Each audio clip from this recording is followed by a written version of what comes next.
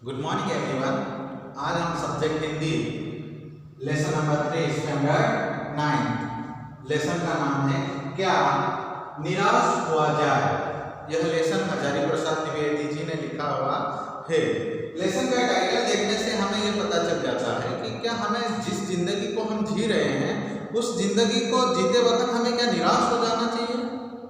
ये बहुत बड़ा क्वेश्चन मार्क है हम सबके लिए। परंतु यदि जिंदगी के साथ हमें बहुत कुछ ऐसी समस्याओं को झेलना है या जिंदगी जीना है तो हमें निराश होने की कोई ज़रूरत नहीं है, बल्कि उन समस्याओं का समाधान खोजना एकमात्र पर्याय हमारे पास रह जाता है। तो हजारी प्रसाद द्विवेदी जी ये बहुत ज्ञानी व्यक्ति थे। इनको अच्छा क्या बुरा क्या होने वाले समय में क्या होगा उसमें परिवर्तन कैसे लाना चाहिए, इन सारी बातों का वह बहुत हजार जवाबी व्यक्ति माने जाते थे। लेसन में क्या है, समाचार पत्र जो हम पढ़ते हैं उसके संदर्भ में बताया गया है समय के साथ सुखी इंसान कैसे रह सकता है। जैसे समय अभी कोरोना वायरस या महामारी के दौर में हम अपने आप को कैसे संभाल सकते हैं, अपने आप को कैसे रख सकते हैं, क्या हम सुखी रह सकते हैं, दुखी रह सकते हैं, यह सारी की सारी बातें हमारे ऊपर निर्भर रहती है। दूसरा ये ईमानदारी से मेहनत। हर कोई व्यक्ति मेहनत करता है पर वो कितनी ईमानदारी से मेहनत करता है। जैसे मैं टीचर हूँ, जैसे मैं पुलिस हूँ, जैसे मैं डॉक्टर हूँ, जैसे मैं इंजीनियर हूँ, मान लो मैं अपना काम जो है सरकार का मिला हुआ काम, अपने ट्रस्ट का मिला हुआ काम कितने ईमानदारी से कर रहा हूँ, ये मेरे ऊपर निर्भर करता है। जो मैं मेहनत करता हूँ या वाकई वो मेहनत मेरे योग्य है या नहीं है, वह मेरे ऊपर निर्भर करता है। दूसरा है मनुष्य निर्गति की नीतियां। मानव सभ्यता की कुछ परंपराएं रही है, मानवता की कुछ रीतियां रही है, कुछ साली रीति रही है, कुछ संस्कार रहे हैं, उनके अनुसार इंसान जीना चाहिए या जी रहा है। क्या ये आप इस बात को मानते हैं या नहीं मानते हैं, ये आपके ऊपर है। मनुष्य का स्वभाव कैसा होना चाहिए। मनुष्य का स्वभाव क्षण प्रतिक्षण बदलता नजर आता है। यदि किसी कारणवश कोई क्या करता है तो हम तुरंत अपने स्वभाव में परिवर्तन लाकर तुरंत क्रोधित हो जाते हैं और अपना आपा खो बैठते हैं। इसके लिए मनुष्य जीवन जीते वक्त मेरे प्यारे बच्चों हमारे अपने स्वभाव में दिन प्रतिदिन परिवर्तन लाना बहुत जरूरी है। यदि हम अपने स्वभाव में परिवर्तन नहीं लाएंगे तो मनुष्य जाति जो है एक दिन ऐसा समय आएगा कि वो अपने आप समाप्त हो जाएगी। इसके लिए स्वभाव संस्कार का गुण होता है, अर्थात अच्छे संस्कार प्राप्त करो तो अच्छा आचरण करोगे, अच्छा व्यवहार करोगे, मुंह से निकलने वाली बोली भी आप अच्छा ही बोलोगे। आगे है दरिद्र जनों की हीन अवस्था। दिन प्रतिदिन इंसान गरीब होता जा रहा है, गरीब होता जा रहा है, अमीर होता जा रहा है। इसका कारण ये है कि मनुष्यता में उच्च नीचता या मानव जाति की जो सभ्यता है उन सभ्यता में जो दोगला बन गए, अमीर आदमी पैसा इन्वेस्ट करके पैसों के साथ पैसा ही कमा रहा है और गरीब आदमी मेहनत करके बस खाली मेहनत ही करता जा रहा, उसकी तरक्की नहीं हो रही है। इसके लिए क्षण प्रतिक्षण हमें हर एक समय में गरीब इंसान गरीब ही नजर आएगा। दूसरा है भ्रष्टाचार। आज ऐसा कोई क्षेत्र नहीं है, ऐसी कोई जगह नहीं है जहां पर भ्रष्टाचार नहीं होता होगा। परंतु यदि हमने अच्छा ज्ञान प्राप्त किया, हमारी बुद्धि ने अच्छे संस्कार प्राप्त किए, हमारा तन मन पवित्र है, तो इसमें हम क्या कर सकते हैं, रोक लगा सकते हैं, इसमें हम बाधा नहीं आने दे सकते हैं। परंतु हर कोई मनुष्य जो है कम मेहनत करना चाहता है और ज्यादा धन कमाना चाहता है। अपने इन्वेस्टमेंट करके वो ज्यादा से ज्यादा मुनाफा कमाने में लगा हुआ है।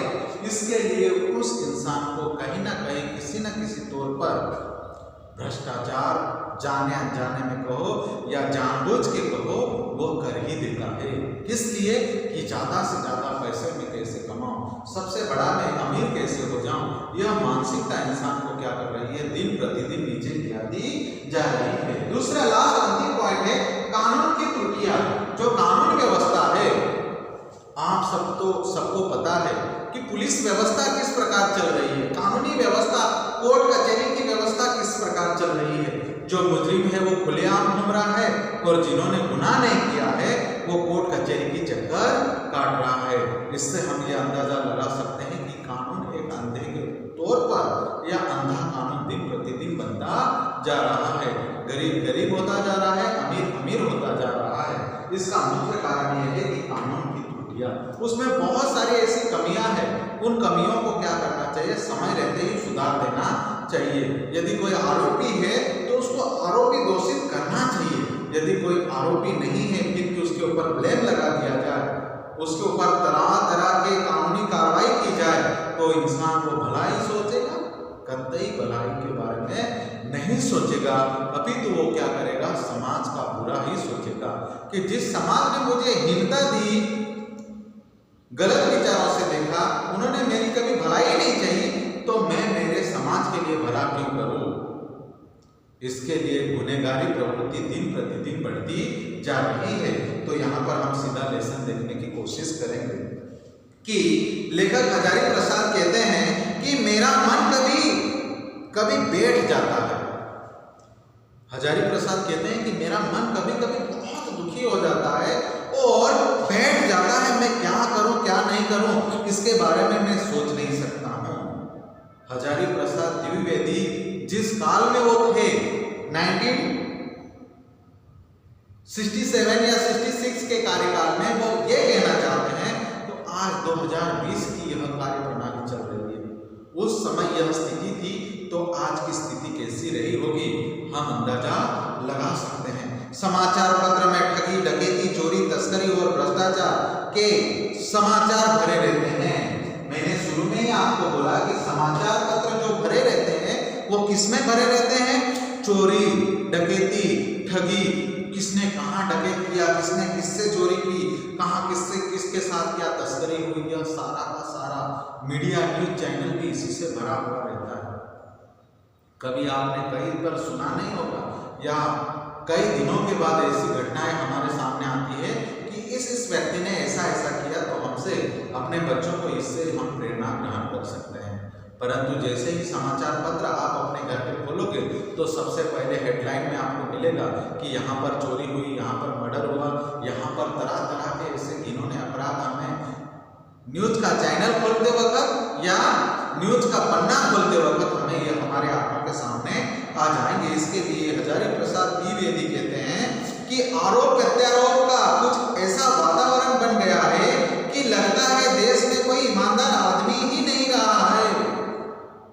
आज के हालातों पर हम देखेंगे, राजनेताओं की बातों को देखेंगे, एक दूसरे पे आरोप प्रत्यारोप लगाए जा रहे हैं, कोई ईमानदार का डंका बजाने वाला नहीं नजर आता है दूर दूर तक।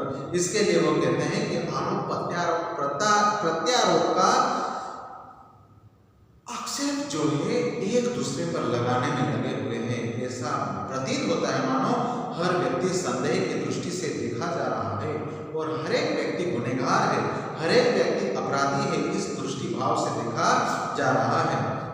जो जितने ही ऊंचे पद पे है, जितनी भी बड़ी ऊंचाई पर है, जितने भी बड़ी पद पर आसीन है, कलेक्टर है, डॉक्टर है, इंजीनियर है, जितनी भी बड़ी पोस्ट पे है, उसकी हालत बता रहे हैं कि जो जितने ही ऊंचे पद पे है उनमें उतने ही अधिक दोष दिखाई देते हैं। हम कोरोना काल या वैश्विक महामारी के दौर से हम गुजर रहे हैं, तो हमारे कान पर ऐसी कोई ना कोई घटना घटित हो जाती है, घटना हमारे कानों को सुनने के लिए मिल जाती है कि कहाँ क्या हुआ, कौन डॉक्टरों ने ऐसा किया, उस डॉक्टरों के अस्पताल वालों ने मरीजों को 10 दिन तक ऐसे बेड पर छोड़ दिया और वो 3 दिन मरता रहा है। हमारे कानों पर कोई ना कोई ऐसी घटना सुनने के लिए मिल जाती है।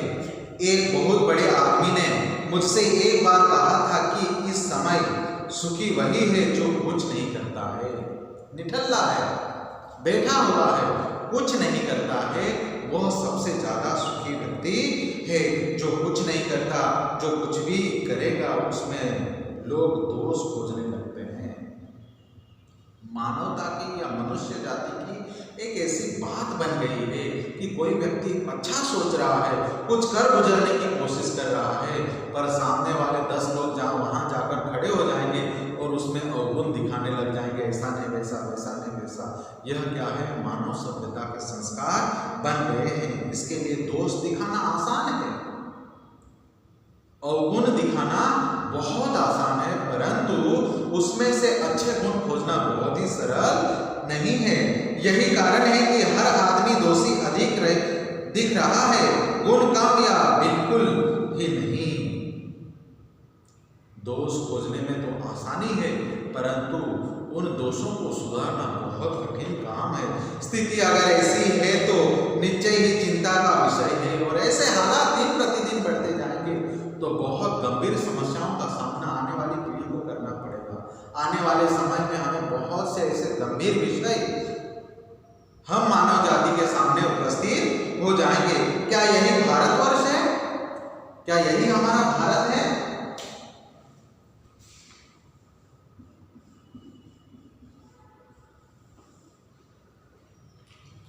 क्या यही भारत है जो दुनिया को संस्कार की बातें, सभ्यता की बातें, धार्मिक स्थिति की बातें जो भारत सिखाता है, क्या यही भारत है?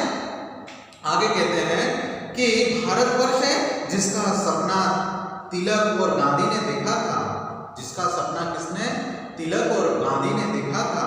रविंद्रनाथ ठाकुर और मदन मोहन मालवीय का महान संस्कृत सभ्य भारतवर्ष किसी अतीत के गहन में डूब गया है। और जिन्होंने जो भारत की निर्माण की थी, तिलक ने, महात्मा गांधी ने, रविंद्रनाथ ठाकुर ने, मदन मोहन मालवीय ने, उन्होंने जो सोच के रखा था कि जब हम आजाद भारत के नागरिक होंगे तो हमारा भारत सोने की चिड़िया से बहुत तरक्की करेगा और हमारा भारत का जो रूपरेखा है वो बहुत ही अलग रहेगा, ऐसे उन्होंने सोचा था। परंतु वास्तविक में ऐसा है? ये हमारे लिए बहुत बड़ा क्या है? प्रश्न चिन्ह बन जाता है कि ऐसा वास्तविक में है या नहीं। यह हमारे लिए बहुत बड़ा प्रश्न है कि वास्तविक में वैसा भारत है या नहीं है। यह बहुत बड़ी गंभीर समस्या है। आगे देखते हैं कि आर्य और द्रविड़, हिंदू और मुसलमान, यूरोपियन और भारतीय आदर्शों की मिलन भूमि महामानव समुद्र क्या सुखी है? क्या सूख गया है? जिन्होंने प्रकृति का निर्माण हुआ होगा उस समय, जैसे कि समुद्र बना होगा, नदी बनी होगी, पहाड़ बना होगा, तो उस निर्माणकर्ता ने क्या ऐसा सोचा होगा? जैसे हम जाति पाति के अनुसार जीते हैं, हिंदू और मुसलमान, यूरोपियन और भारतीय, यह जो है मिलन भूमि एक महामानव के रूप में देखी जाती है। यहाँ की सभ्यता, वहाँ की सभ्यता, इन सभ्यताओं में बहुत हमें अंतर दिखाई पड़ता है। इसके लिए कहते हैं कि मेरा मन कहता है ऐसा हो नहीं सकता है, और मैं जो कहता हूँ कि हिंदू हिंदू के लिए मरता है, मुस्लिम मुस्लिम के लिए मरता है, परंतु ऐसा कुछ हद तक बहुत सीमित मात्र ऐसे लोग समाज में मिलेंगे जो हिंदू हिंदू के लिए, तरक्की के लिए वाहवाही करेंगे, हिंदू को प्रोत्साहित करेंगे, मुस्लिम भाई अपने समाज को आगे बढ़ने के लिए तरक्की के रास्ते पर लेके चलेंगे। परंतु हर जाति में, हर समाज में आज हमें ये देखने के लिए मिलता है कि एक दूसरे पर लांछन लगाने के लिए मुस्लिम भाई मुस्लिम भाइयों के अगेंस्ट में खड़ा हो रहा है, हिंदू भाई हिंदू भाइयों के अगेंस्ट में खड़ा कर रहा है। इसका माध्यम एक बनता है कि कोई किसी के लिए जिंदा दिल इंसान नहीं मिल रहा है। हमारे महान मनुष्यों के सपनों का भारत है और रहेगा। यह भारत जो देश है, यह महान व्यक्ति यहाँ पर रहते थे और महान तपस्वियों की यह क्या है? जन्मभूमि है, और इसे हमें सार्थक करना है, इसे हम अच्छी तरह से रखना है। तो हमारे मनुष्य नीतियों में हमें क्या करना चाहिए? बदलाव लाना बहुत जरूरी है। आगे देखते हैं कि यह सही है कि इन दिनों कुछ ऐसा माहौल बना है कि ईमानदारी से मेहनत करके जीविका चलाने वाले निर्भीक और भोले श्रमजीवी पीस रहे हैं। मैंने आपको बोला था कि मेहनत करने वाला जो व्यक्ति है दिन प्रतिदिन गरीब होता जा रहा है, मेहनत में पिसा जा रहा है, परंतु उनसे मुनाफा कमाने वाले जो लोग हैं दिन प्रतिदिन क्या हो रहा है? तरक्की कर रहे हैं। इसके लिए लेखक कहते हैं कि यह श्रमजीवी हर जगह पिसा जा रहा है। झूठ और फरेब का रोजगार करने वाले फल फूल रहे हैं, और जिस जगह पर झूठ का बोलबाला है, धोखाधड़ी का बोलबाला है, फरेब का धोखा ज्यादा तादाद में है, वहां के लोग क्या कर रहे हैं? फल फूल रहे हैं, बहुत उन्नति कर रहे हैं, बहुत तरक्की कर रहे हैं। ईमानदार को मूर्खता का पर्याय समझा जाने लगा है, और ईमानदार व्यक्ति को क्या है?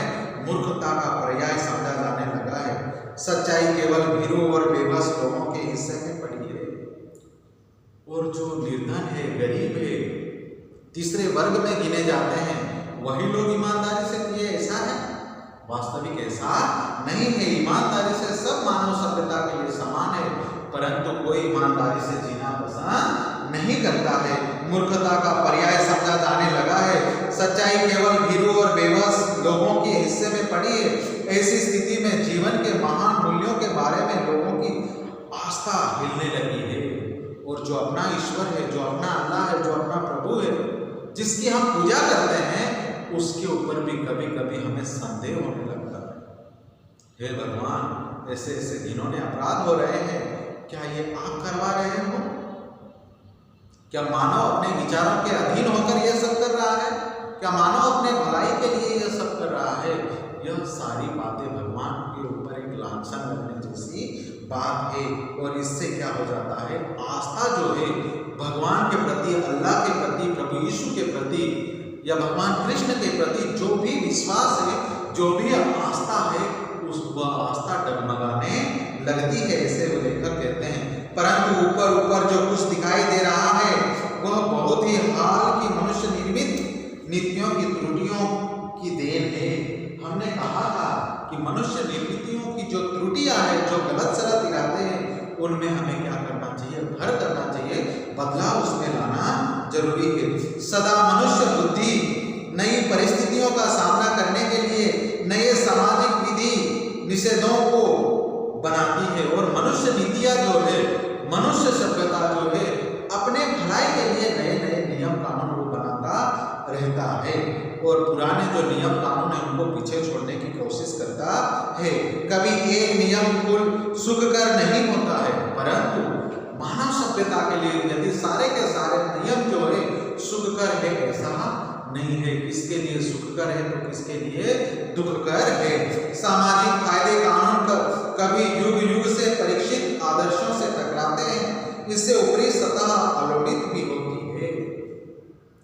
यदि पुराने रीति रिवाज, पुराने रस्म हम यदि तोड़ने की कोशिश करते हैं, जैसे हमारे मुस्लिम भाइयों में, जैसे हमारे हिंदू भाइयों में, जैसे हमारे क्रिश्चियन भाइयों में विविध परंपराएं हैं, चाली रीति है, संस्कृति है, उनमें यदि हम बदलाव करने की कोशिश करते हैं, जैसे विवाह में बदलाव करना चाहते हैं, हल्दी का रस्म है, दहेज की प्रथा है, यह बहुत सारी ऐसी बातें हैं जिनमें बदलाव होना जरूरी है। परंतु ऐसे बदलाव हम करते हैं जिससे क्या होता है कि मानव सभ्यता पर एक दाग लगने की कोशिश होती है। जिसके समुदाय में यदि मुस्लिम परिवार से बिलोंग करता है तो उनकी सभ्यता अलग है, उनकी चाली रीति अलग है। यदि हिंदू सभ्यता के लोग हैं तो उनकी चाली रीति, उनकी परंपराएं कुछ अलग है। क्रिश्चियन सभ्यता के लोग हैं तो उनकी सभ्यता, उनकी प्रे करने की व्यवस्था, उनकी प्रार्थना करने की व्यवस्था सारी क्या है, अलग है।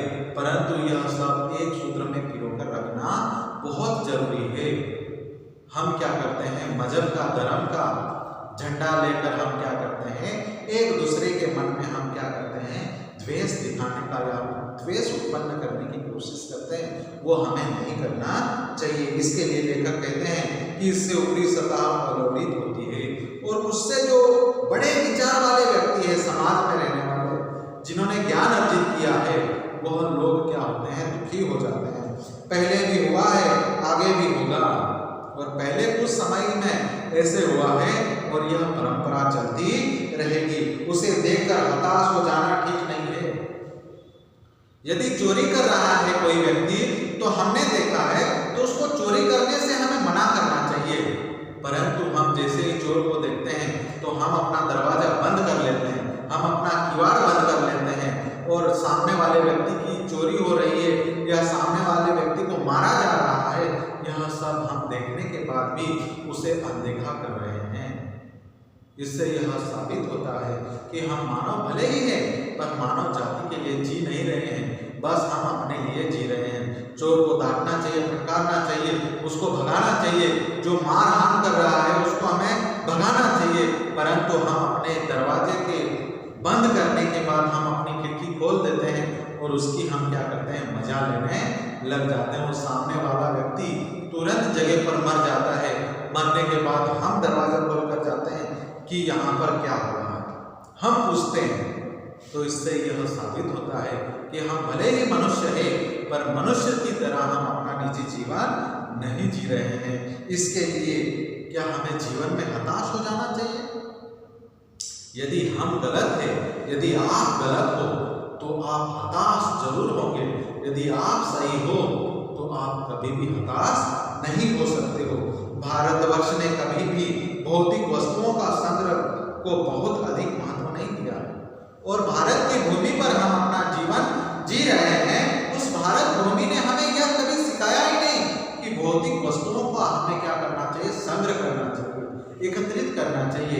ऐसे भारत की सभ्यता नहीं रही है। उसकी दृष्टि से मनुष्य के भीतर जो महान आंतरिक तत्व स्थिर भाव से बैठा हुआ है वही चरम और परम है।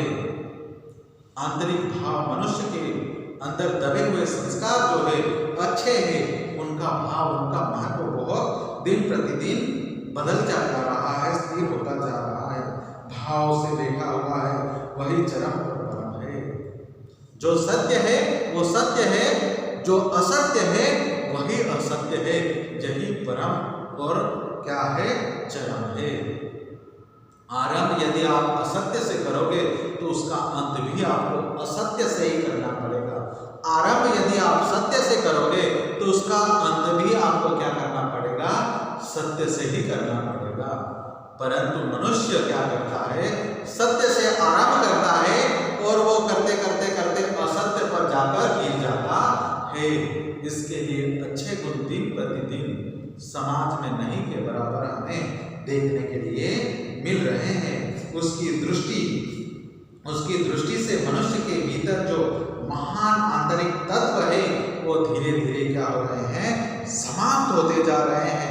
पर उन्हें प्रधान शक्ति मान लेना और अपने मन में, पर उनको महान शक्ति मान लेना और अपने मन में अच्छे विचार लाना, यह महान सभ्यता का एक लक्षण है। तथा बुद्धि को उन्हीं के इशारे पर छोड़ देना बहुत निकृष्ट आचरण है। जो कर रहा है उसको देखकर अनदेखा कर देना और उसको उसी जगह पर छोड़ देना, यह मानव की सबसे बड़ी मूर्खता है। उसे हमें क्या करना चाहिए, उस निकृष्ट आचरण को, उस गलत आचरण को वहीं पर हमें क्या करना चाहिए, रोक लेना चाहिए। भारतवर्ष ने कभी भी उन्हें उचित नहीं माना है और भारत की सभ्यता ने इसे कभी भी उचित नहीं माना है।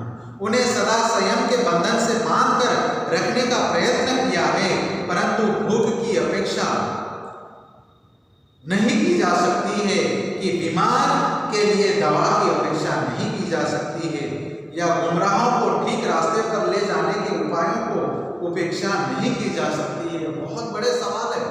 भूखा है, मेरे घर में अनाज बहुत है, तो मैं थोड़ा बहुत अनाज यदि उस व्यक्ति को दे देता हूं तो मेरा कुछ बिगड़ेगा नहीं। कोई चोर है, चोरी कर रहा है पैसे के लिए, और उसके पास, मेरे पास थोड़े बहुत पैसे हैं, उसकी जरूरत है, इसके लिए मैं उनको पैसा दे रहा हूं, तो वो चोर नहीं बनेगा। कोई बहुत बीमार है और उसको दवाई की जरूरत है और मेरे पास बहुत दवाई का भंडार है, तो मैं अपने भंडार से थोड़ी सी दवाई उनको दे देता हूं, तो कुछ बिगड़ेगा नहीं। परंतु मनुष्य ऐसा सोचता है, ऐसे कभी सोचता नहीं है। फिर वो किसी भी जाति से वास्ता रखने वाला व्यक्ति हो, वो अपने ही परिवार के भलाई के बारे में सोचता है। परंतु मेरे प्यारे बच्चों, हम यदि मानव सभ्यता को जिंदा रखना चाहते हैं, मानव जाति को एक उचित रास्ते पर लेकर जाना चाहते हैं, तो हमें क्या करना चाहिए, उन सारी बातों को हमें करना चाहिए जो मानव सभ्यता के लिए, मानव जीवन के लिए सही है, अच्छी है। उन बातों को हमें करना चाहिए। परंतु आज आप देख रहे हैं बड़ी तादाद में भ्रष्टाचार हो रहा है, बड़ी तादाद में आतंकवादी बनाए जा रहे हैं, बड़ी तादाद में युद्ध के बवंडर मंडरा रहे हैं। यह क्या है कि एक मानव सभ्यता को नष्ट करने के लक्षण दिखाई देते हैं। आगे बढ़ते हैं कि हुआ यह है कि इस देश के कोटि कोटि दरिद्र जनों की हीन अवस्था को दूर करने के लिए ऐसे अनेक कानून कायदे बनाए गए हैं जो कृषि उद्योग, वाणिज्य उद्योग, शिक्षा और स्वास्थ्य की स्थिति को अधिक उन्नत और उनको सुचारू रूप के रास्ते बनाने के रास्ते पर ले जाए। ऐसे बहुत से रास्ते बनाए हैं। परंतु क्या हो रहा है? हो तो रहा है, कागजों पत्री वो हो रहा है, पर वास्तविक उस जमीन पर, उस धरती पर देखा जाए तो नहीं के बराबर दिखाई जा रहा है। किसानों के लिए नई नई योजनाएं आ रही है, अन्य लोगों के लिए तरह तरह की योजनाएं आ रही है, परंतु वो योजनाएं तो बनती है, पर आते आते आते आते कहाँ समाप्त हो जाती है इसका कोई अता पता नहीं है। सरकार 1000 रुपए एक व्यक्ति के लिए तैयार करता है, तो आते आते आते आते वो उस व्यक्ति तक, जिस व्यक्ति को वो पैसे देना है, उस व्यक्ति को बस खाली 5 रुपए हाथ में थमा दिए जाते हैं। मतलब बीच के रास्ते में वो सारे के सारे पैसे कहाँ चले जाते हैं, यह एक बड़ा क्लेम है, यह एक बड़ा द्वेष है। आगे देखते हैं कि प्रेरित है, परंतु ऐसी सारी बातों से हम प्रेरित हैं कि आज मैं अच्छी बातें बता रहा हूं तो आपको अच्छी लगेगी, पर बाहर जाकर ये सारी बातें आप भूल जाओगे। जैसे आप सिनेमा घरों में बैठते हो, 3 घंटे तक मूवी देखते हो, तो मूवी में पूरी तरह खो जाते हो, उस पिक्चर्स में आप पूरी तरह खो जाते हो। उनके दुख आपको अपने दुख लगने लगते हैं, उनका प्यार आपको अपना प्यार लगने लगता है, उनको ऊपर कभी कभी आपको दया भी आती है। परंतु यह कब तक? जब तक आप मूवी देख रहे हो तब तक यह विचार आपके वहीं पर अटके रहते हैं। जैसे ही बाहर निकलते हो आप जैसे के तैसे बन जाते हो, आपके विचार में फिर गलत सलत विचार आने लगते हैं। इसके लिए लेखक कहते हैं कि व्यक्ति चित्त सब समय आदर्शों द्वारा चलित नहीं होता है। यदि व्यक्ति अच्छी बातों को सोच ले तो वो अच्छा ही बनकर निकलेगा, और वो अच्छा बनता है तो उसके मन में सदैव अच्छे ही विचार रहते हैं। इसके लिए लेखक कहते हैं कि व्यक्ति चित्त सब समय आदर्शों द्वारा चलित नहीं होता है। जितने बड़े पैमाने पर इन क्षेत्रों में मनुष्य की उन्नति के विधान बनाए गए हैं, उतनी ही मात्रा में लोभ मोह जैसे विकार भी विस्तृत होते गए हैं। आपके मन में यदि लोभ की लालसा बढ़ती जा रही है तो आप लोभी ही बनते जाएंगे। आपके मन में यदि दूसरों के प्रति भलाई के विचार आ रहे हैं तो दिन प्रतिदिन आपके मन में भलाई के विचार ही आएंगे।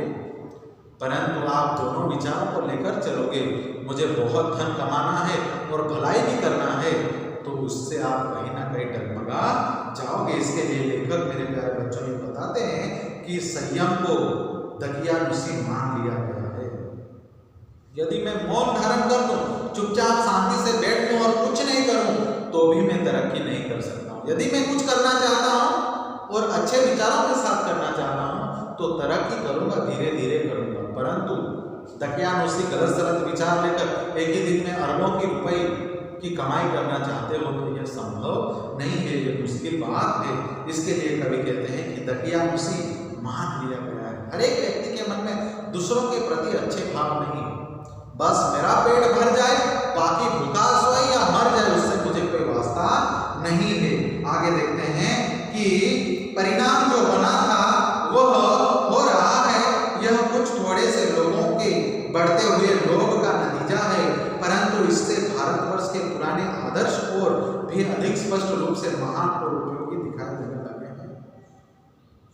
भारत ऐसी भूमि है जो अन्य देशों को आदर्श सिखाने का काम करती है, और वही आदर्श क्या है? सर्वोच्च है।